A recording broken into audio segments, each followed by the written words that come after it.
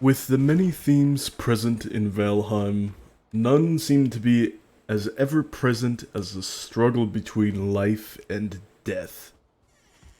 After all, we play as people that have died and have been brought back to life, only to live, fight, die, and repeat that cycle again. From an in-world perspective, it's hard to say whether we're living, quite like other creatures in this world. We need no food, no sleep, no rest at all. But these things do benefit us greatly. We need not even move much, ever. If you wanted to, in Valheim, you could just make a stone axe, grab some wood, plop down a workbench, make a tiny enclosure, and just stand there for all eternity. Of course, we as strange Viking beings aren't unique, at least in our generation. We have a variety of fellow Vikings represented in co-op play that can just exist, or travel, settle, kill enemies, gather resources, fight and sacrifice the Forsaken if we so please. But we're not the same as those who came before. At least I don't think so. Throughout the lands of Valheim, there are runestones, and some of these in various biomes tell of Vikings who came before, who suffer from injuries that we cannot suffer from ourselves. A missing eye, missing limbs, an arrow in the rib cage. None of these are physically represented by the damage that we take, just a loss of our HP. Which from a meta perspective makes perfect sense. It's just standard game design. Something to hand wave immediately with any experience with games. And yet, we haven't met a single other Viking of a past era in Valheim. At least not yet. Of course, this seems somewhat absurd, as we can see Thor, on occasion, lightning crackling across the stormy sky, or more commonly witnessed, the one-eyed hooded figure, presumably Odin. That's two gods, zero Vikings of the past. Maybe they all just died. For good. So here we are, strange mixtures of life and death, on a mission which we may follow, that tells us to go out in the land of Valheim to find and kill the Forsaken. Might I remind you what they are? Not just by their names, but by their descriptions as well. At least, what I see them as. Eikthyr, an undead deer that has command over lightning, and also natural enemies and animals from the meadows. We know this as the stag takes spirit damage. Entangled in his antlers are similar chains that dangle from wraiths, which we see later on in our journey. He also has control over boars and necks. From the invasion, Eikthyr rallies the creatures from the forest. He is a being of life and death, but one that just wants a sense of peace. His meadows to remain untouched. I view him as a foil to us, a conquering Vikings, settling and taking over the meadows and beyond. Let's look at the next one. The Elder, a literal piece of the world tree Yggdrasil broken off. He fell down from a branch and crashed down to Valheim, and he has set up shop, manufacturing grey dwarfs of various kinds from the seemingly natural ancient seeds. But inside the nest lies a one-eyed something. Throughout each of the various nests that dot the Black Forest, there is this blue-eyed torso and head inside. Without fail, inside every single one. Seems fairly odd. He also seems somewhat tainted by death. The roots he summons take spirit damage after all. And with death, he grants the ability to kill trees with haste. Something that we can already do pretty well in Valheim. And yet he grants us the ability to kill his own kind even faster once he is dead. Next up is Bonemass. Many see Bonemass as Mr. Death, the truest representation of death in Valheim. Although, in reality, it's just a large slime.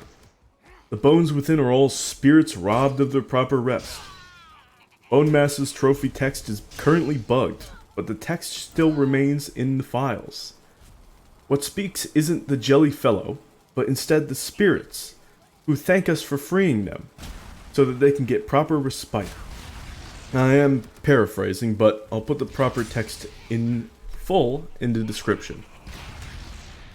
Bonemass is really just a big blob, only somewhat undead just like all oozes. Instead, it simply takes command of undead, a tyrant to sicken and subjugate. I'd like to imagine Bonemass without the bones it hoards within it. Used to look like the strange stone statues you see sometimes in the swamps.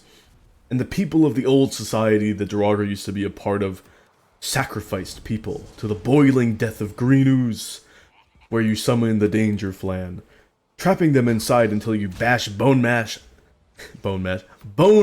to pieces, like bashing a piñata, to release the candy inside.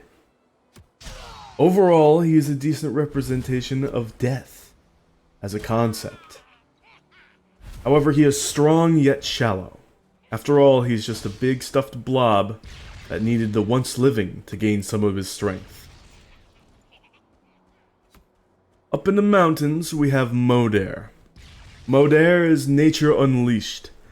Completely pure, unadulterated rage as you summon her by crushing her eggs, her unborn kids, a future generation, something that would make just about any mother royally pissed.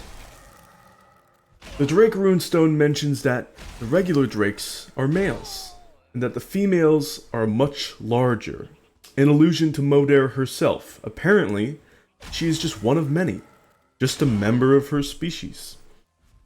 Her own bug trophy text mentions that those who come after her are stronger than her. Again, full text in the description.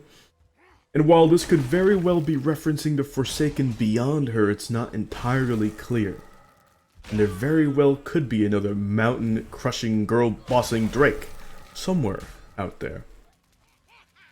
In the end, she's just a cog in the natural machine that is life on Valheim, and yet still an absolute force of nature. Yagluth is a king, worshipped like a god among his still living kin.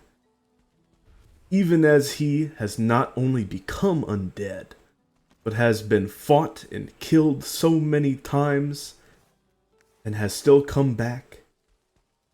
And yet now, he only scrapes himself out of the ground by his arms.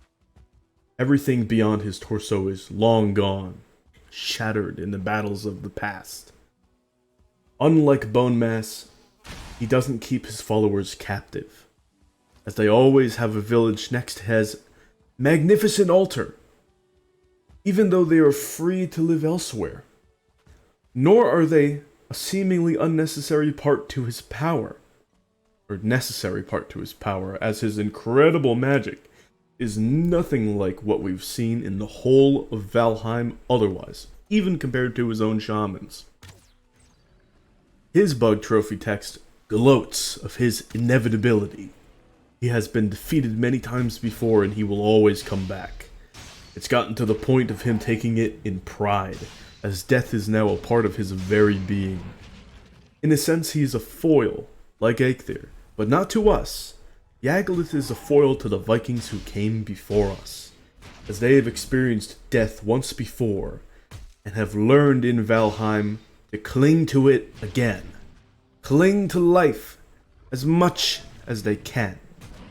And Yagluth laughs at them. You may have noticed a pattern regarding these bosses, these 5 so far. I'll go over them one by one again, shortly. Eikthyr is a mix of life and death, followed by the Elder, another mix with a priority on life, followed by Bonemass, another mix but with a priority on death, and then pure life and Moder, and finally with Yagluth's twisted soul, pure death. And so with the Mistlands coming, I'm sure you can all guess what I believe the next Forsaken to be. Something representing life, but on a level we've never seen before.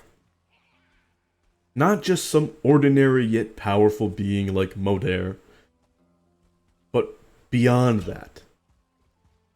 I have my own personal idea, but I'll save that for the next long-form video.